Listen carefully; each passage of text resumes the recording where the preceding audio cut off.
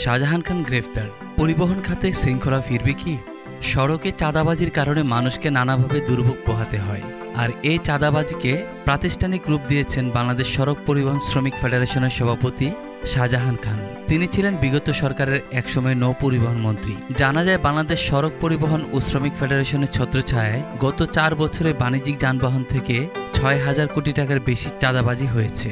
সড়ক পরিবহন সংগঠন পরিচালনা ব্যয় সংক্রান্ত নির্দেশিকা প্রণয়ন করে এই চাঁদাবাজিকে বৈধতাও দেওয়া হয়েছে।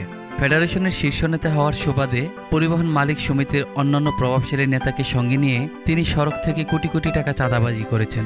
তার নিয়ন্ত্রিত দুর্বৃত্ত বাহিনীর কাছে বছরের পর বছর জিম্মি ছিল পরিবহন মালিকরা।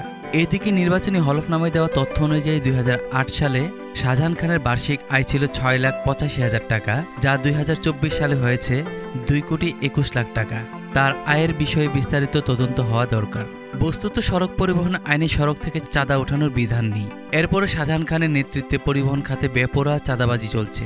2009 সাল থেকে 2020 সাল পর্যন্ত পরিবহন সেক্টরে 12,000 কোটি টাকা চাঁদাবাজি করেছেন শাহজাহান খানের লোকজন। অভিযোগ রয়েছে, সারা দেশে শ্রমিকদের নানা অপরাধমূলক কর্মকাণ্ডের পৃষ্ঠপোষক ছিলেন তিনি।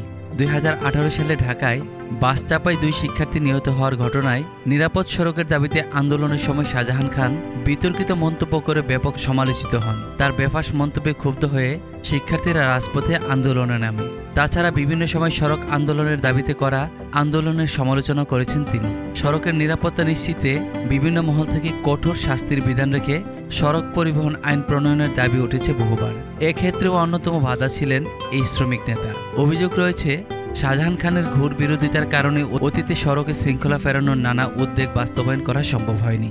একবার শাহজাহান খান বলেছিলেন, যারা সিগন্যাল চেনে, গরু ছাগল চেনে, মানুষ চেনে, তাদের লাইসেন্স দেওয়া যায়। তার এমন বক্তব্য সর্বমহলে সমালোচিত হয়। শাহজাহান খান গ্রেফতার হলেও সড়কে চাঁদাবাজি ও বিশৃঙ্খলা এখনও বন্ধ হয়নি। অন্তর্বর্তী সরকার এদিকে বিশেষ দৃষ্টি দেবে, এটাই কাম্য।